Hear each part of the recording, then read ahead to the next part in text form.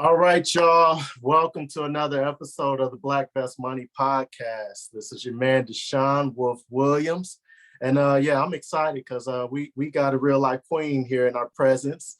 We already had some discussions. She gonna play the modest role, but we have a longtime educator, a principal at PS 399, Shine 399 in Brooklyn, New York. She's a social justice organizer, an empowerment programming creator. But most recently, she has become the author of the #1 best-selling children's book on Amazon titled Shine On, Brown Girl. So family, let's welcome Principal Lakeasha Shine On Williams. How you doing? Yeah, I did my research. I did mine. How are you? I'm well. Thank you so much for having me. No doubt about it. You see my little marketing in the I background. I love it. It? I'm getting pictures. Everyone is sending me pictures of themselves with the book in some form. Yeah. So it's a beautiful thing. Has it been surreal for you? Has it been a pretty cool process? I mean, it's definitely surreal. I mean, we work hard every day doing whatever it is that we do. But when you get an opportunity to see the fruits of your labor, Absolutely. It really is it just warms your heart. It warms Yeah. your heart. Yeah, that's awesome. I said I came across your page originally. I think it was Dane that he had posted something here a few days back. It's been recent, full transparency. And when he posted that, just randomly, I went down a long rabbit hole. Keisha, I ain't gonna lie to you about this information because I was intrigued. Like it pulled me in. I have a daughter now. Myself, she's 2 years old, and it was just one of those things. I was like, this is what we need. There's enough examples, on the other side of the table. You know what I mean? That it comes time where stuff like this is next level. So before we jump into where we are today, I wanted to kind of get an idea of the backstory and what got you to the point of education and leadership. So where'd it start for you? I mean, if you want the backstory, let's jump in. We here. Just to sum it all up, I am the eldest child and grandchild for my parents and both sets of grandparents. Okay. So when we talk about leadership, I really believe that it's innate for me because of my birth order, right? Sure. I had younger siblings, I had younger cousins, and I was always, just supporting and helping them.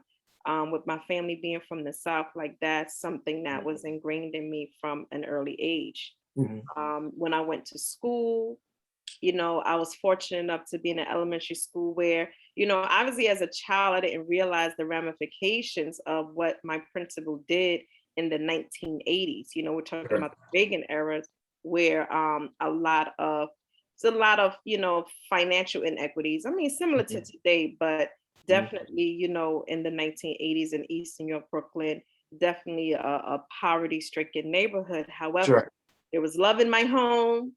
And in my school, I had a principal who was also ahead of her time, and we were just exposed to so many different things. So my elementary school experience was actually a good one, because of my principal at the time. And so in that school, I was still doing the same thing, working with the children, doing different things. And so folks were like, oh, you should be a teacher. But, it never really, it didn't stick with me at that time. Sure. But I just naturally did that. Fast forward to, I did decide it was between nursing or teaching, and I never really liked science, and there was so many classes if I would have chosen to go into nursing. So I decided to do education. But even when I started teaching, I never dreamed of all of this. My goal at that time was to teach. But all of this is key information because it speaks to our children not being exposed to everything that the world has to offer. Absolutely. Because, at that time while I was in college, again, I wasn't thinking beyond being a teacher. And that's definitely a noble profession. However, we want to make sure that we expose our children to all of the possibilities, right? Absolutely. So now I'm teaching, and my principal at the time, she's watching me, work with the children, work with the families, work with the other teachers. And so she started planting the seeds in me of, I think you should do this, and I think you should do that in terms of Yeah. leadership. Yeah. So, then I decided to become a leader, but again, a school leader, but who I am as an individual based on my lived experiences, based on growing up in the marginalized communities in Brooklyn, the type of person that I am. It just went without saying that I Yeah. was going to go into my school community and replicate what I felt was given to me Absolutely. as a child, right? And so now fast forward to the prelude to the book Shine On Brown Girl during the election, where Biden and Harris were, selected. Mhm. Everyone was so excited and just Absolutely. elated because representation matters. And Yeah. that's what that said to me at that time. And because you're talking about a college educated woman, a professional woman, and I just felt so proud and filled with Absolutely. joy. Absolutely. And I came across a poem on social media titled Brown Girl, Brown Girl. And it was a rendition of Eric Carle's book, Brown Bear, Brown Bear. Mhm. And I'm always doing different things with my children in this school. But this particular activity that I did with my fifth grade girls, we did the poem together and I shared it on our school social media pages. Again, as I've always done, Sure. and Sure. the video went viral. Wow. And so there were several folks who were not happy about it and they Of felt, course. so why is she saying a poem, brown girl, like, she's Hitler. Look at how she's indoctrinating the children and she needs to be fired. And it even went as far as me receiving death threats. Wow. Wow. Right? I literally had to file a police report, at the precinct near the school. Wow. But on the flip side of that, there were so many people that reached out to me. I mean, ABC 7 News, WPix 11, they wrote about Yeah. us in a paper in India. An Wow. Italian news station reached out to me. So that It also, went viral. right. So Yeah. what that confirmed for me was the fact that when I went back to how I was feeling as an adult, right? About representation. Imagine what this says to young girls.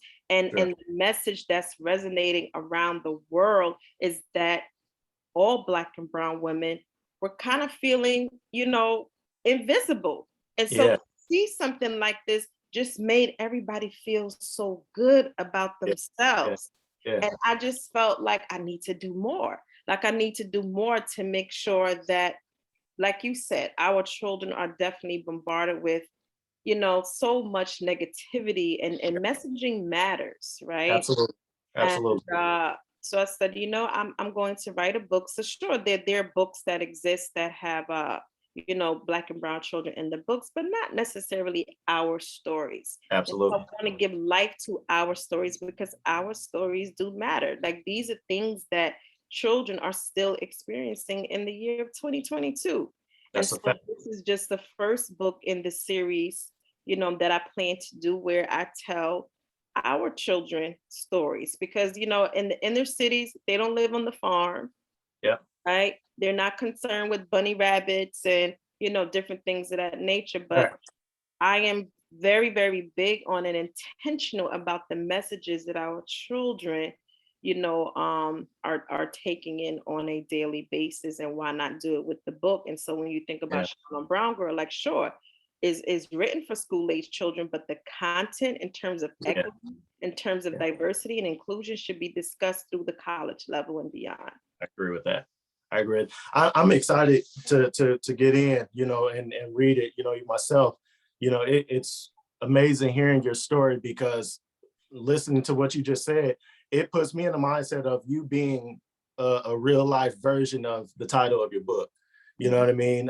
Just in the adversity that you had to go through, the things you had to go through just in the process of getting there. I have to assume that it may have been in the back of your mind to write a book and things of that nature, to this magnitude though. and I'm sure seeing the response that, like you said, when, when Vice President Harris, was, selected and everything. I remember, walking around, our area, our neighborhood, everybody and their mama had on pearls and Chuck Taylors. I said, so we doing this the rest of the year. Let me go get me a set then, you know what I mean? Representation matters. Absolutely.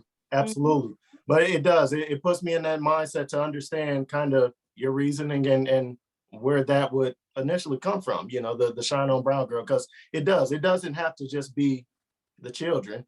That's that's something for adults and beyond, you know what I mean? Right. No matter what you're going through. Whether you're 5, 25, or 55, man or woman, it's for you. I agree. I love it. I wanted to ask you a quick question, just because, with you being in the educational realm, right? Black vesting itself at its core, it's financial literacy, right? So pre-COVID and everything, I would do financial literacy courses and things of that nature. And it originated with, just wanting to provide, our community with, the basic kind of know-hows, right? Kind of trying to help get the information that we wouldn't typically have access to.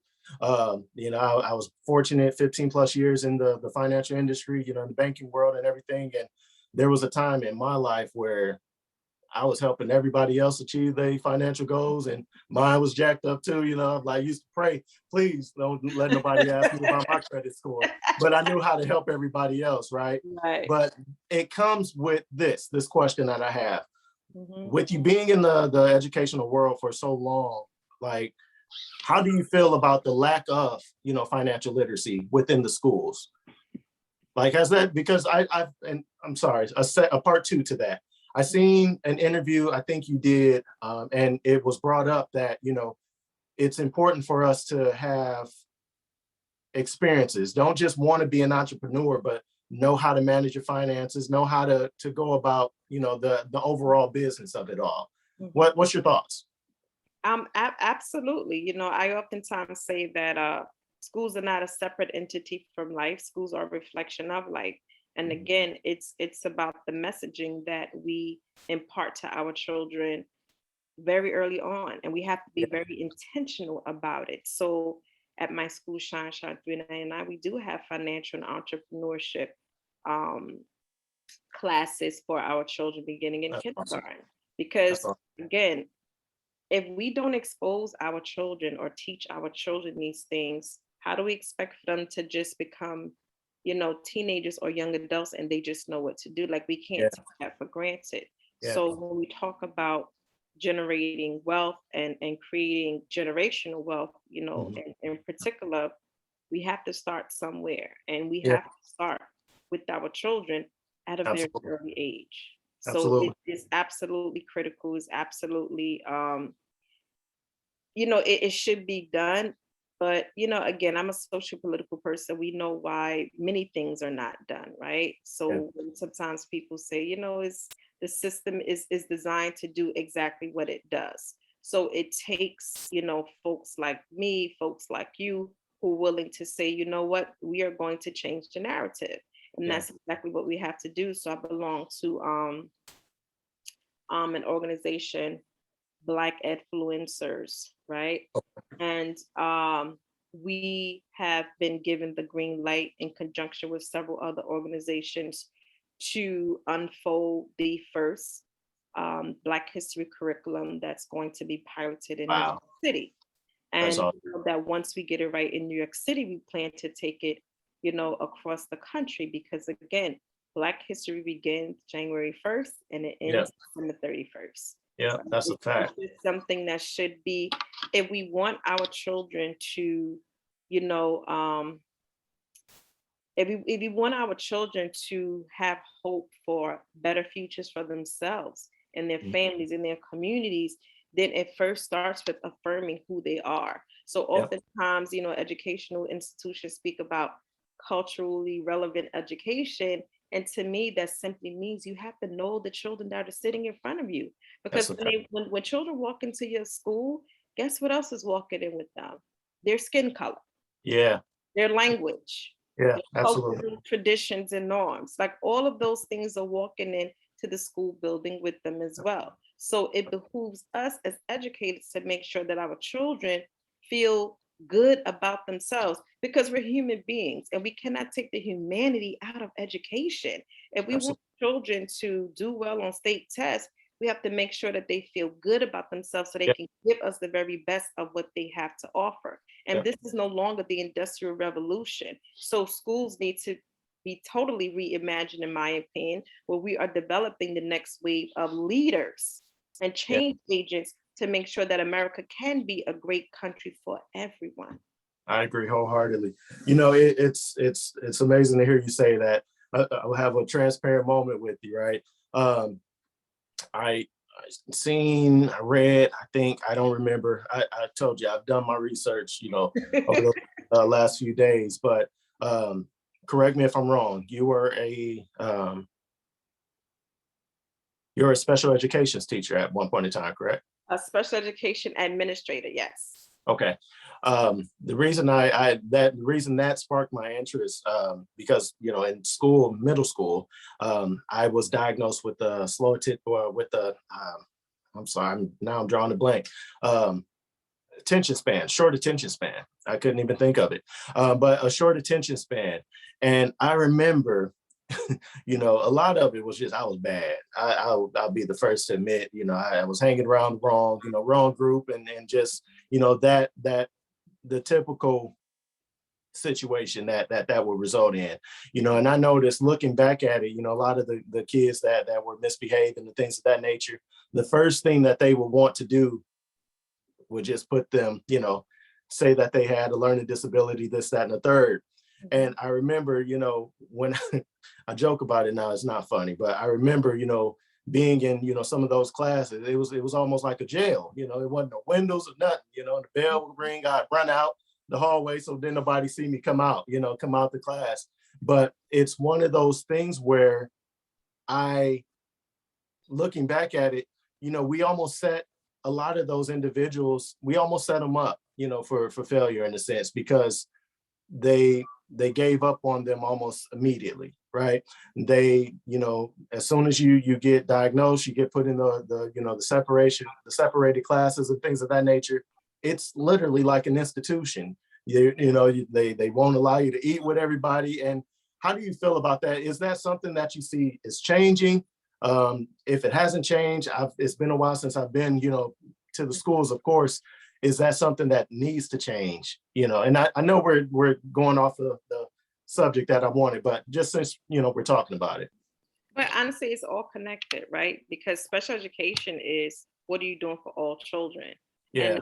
and that's what I learned, when I focus more so on, special education in and of itself, right? What are you doing for all children? It begins with the general education, curriculum, students, teacher, Yeah. and when children need additional support, then there is a tiered system where tier two, they receive additional support.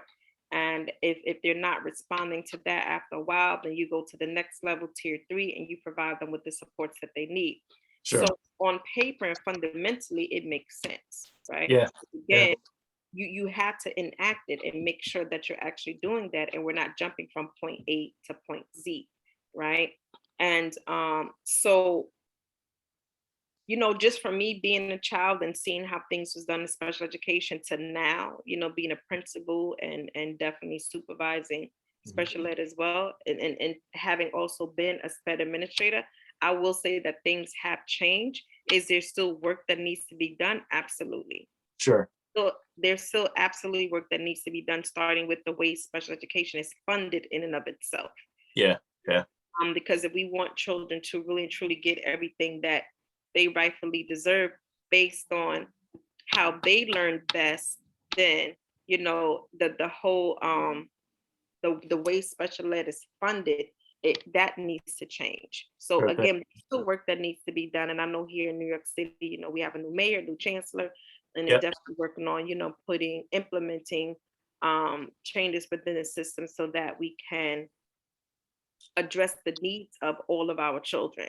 Now, Sure. if we're solely looking at special education, as a punitive measure to deal with behavior, once again, that speaks to why Shine On Brown Girl is important, right? Absolutely. Because then we're not getting to know our children. Anytime there's questions about behavior, I'm not even questions, but there are concerns about behavior, I'm always going to go to, hey, did you have a conversation with the child? Because there's always an undercurrent of why that child is exhibiting those behaviors. Absolutely. But Absolutely. if we're not taking the time out to talk to the child, to talk to the family, to try to figure out what is going on to trigger it, Absolutely. right? Then we're part of the problem, That's right? a fact. But that's what we have to do. Like, what is going on? And then provide the child with the appropriate resources that they need so they can get the help that they need. Because it's always something that's triggering it and going on. Because the other thing is building relationships and the importance of doing that. Again, if working with children is not your forte, and it's not for everybody, and that's the mistake that I think folks make. Oh, anybody can teach. No, anybody cannot teach, right? Anybody cannot teach. Like, this has to be something that you really and truly believe in, right? And you want to make that difference, right? Because if you do, then you understand the importance of investing in our children. So you can't teach children, you can't teach any child without first building that relationship with them. So you can teach them not only reading, writing, and math, but about life in and of itself. So even when you look at that word discipline, in that word is disciple, which means to teach. So if we're approaching our children, if we're approaching behavioral, issues from a punitive perspective, then yes, we are preparing them for prison. And I tell you right now, I assumed principalship of a school that was ranked number 29 out of 32 schools in the district, right? Because the school had a lot of issues. But when I came in, the very first thing that I said to them is, this is not Rikers Island. Yeah. Which is the system in New York City. I said, this is not Rikers Island. I did not choose to go into corrections. I chose to work with children. We are not here to punish children. We are here to restore children. Wow. We are here to uplift children. We are here to love children. And I'm telling you, as an educator for 24 years, every time there is a behavior, there is always a reason why, always. Absolutely. And it is our job to provide the child and the family with the appropriate resources that they need. So when we talk about, people oftentimes talk about what the research says, and I always go to Maslow's hierarchy of needs, right? With self-actualization being at the top of that pyramid, which I believe is a lifelong process, right? Because success is a journey. There's no final destination, right? You should be continuing to evolve and grow and learn and get better until the day you're no longer here. That's what I personally believe, right? I agree. But at the starting point of that is the basic needs. You cannot do anything if people's basic needs have not been met, right? So in a school like mine, with a high SCH population, which is students in temporary housing, if my children are concerned about where they sleep and after the night, if my children are concerned about leaving school on a Friday and possibly not eating again until they get back to school on a Monday, then guess what? Education is not their top priority. That's a fact. And that's a reality, right? So for me, and I was already like a community person by nature, but assuming the principalship, it just, again, it brings everything home, which is why if you know me in that way, you understand Shine On Brown Girl, right? Because it just speaks to who I am, speaks to my belief system, and it speaks to my why I do what it is that I do, right? But I'm a firm believer in providing those wraparound services for our children and families. If we want stronger schools, it starts with stronger communities, which will yield stronger families, and then we'll have stronger schools, because schools are not a separate entity from society. Schools are a representation of society. Absolutely. Oh, you shine. You shine. I was going to ask you where the inspiration behind Shine On Brown Girl came from, but you just answered that, and I appreciate and definitely respect, your viewpoint on that, because I'm a living proof, right? That, obviously, your circumstances, they definitely don't end the way, they don't have to end the way it started. I talk about it often now, I've been blessed, again, to have been in the financial industry, and I worked my way up, and I hated math in school, which is funny enough, but you know, I've worked my way. I started as a teller, and I've worked my way up to be president of a bank. Now I'm deputy treasurer for the entire county, and it's one of those things where I tell people I got the opportunity to actually speak at the school that I raised the most hell at, and it was one of those things where the wife she's the superintendent is the wife of one of my good friends that we caused a lot of chaos together in school, so she reached out and said, hey, would you be willing to just to have that come full circle, in itself was simply amazing. And it just goes back to what you said. It doesn't have to end the way it starts. Again, that's ultimately it, and again, like you said, shine on brown girl. It doesn't have to, it's not just for baby girls, it's not just for, school age girls. It's an overall concept, for everybody. So again, I'm excited to really, jump in, and I know my little girl's gonna enjoy it just because, she gonna have me, sitting there reading to her. So, as I said, I have a 6-year-old son. He'll be 7 next month. Then we have a 2-year-old daughter, my wife and I, and the thing about my girl, my baby girl, every morning she'll get dressed, get her hair done and everything. And wherever I am in the house, she has to come and find me. And she'll just stand there, she'll show me her hair and just stand there. And sometimes I forget, oh, you are such a pretty princess. You smile and will walk right off. Affirmations are so valuable. Is too. And so, but here's the thing though. It's put me in the mind frame. I say, yeah, I'm setting up whoever come correct or just stay at home. Don't come over here. Like it ain't no room. It ain't no room. But I say that's the way I just did a father-daughter bond thing again, as an extension to the book. Yeah. Right? Because for me, it's not just about selling books, is what are we able to do to uplift our community as a result of the book. And so we just had a panel discussion. You got to bring me into the next one. I got something for you. The father-daughter bond, the importance of that, so it's all connected. It really and truly is all connected.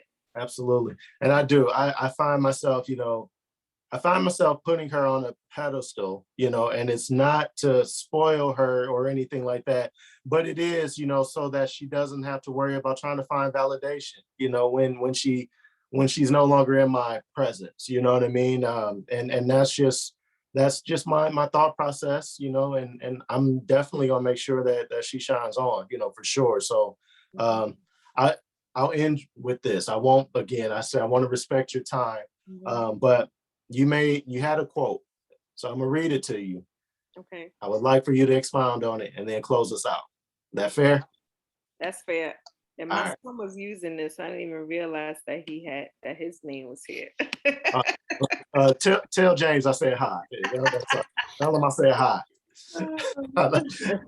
Here it is. It says, to the little girl who didn't realize she was good enough, she was smart, she was beautiful, she was talented, she was deserving. May none of our little girls in our presence and in our hearts experience these limiting beliefs. Expound on that for me. Society, right?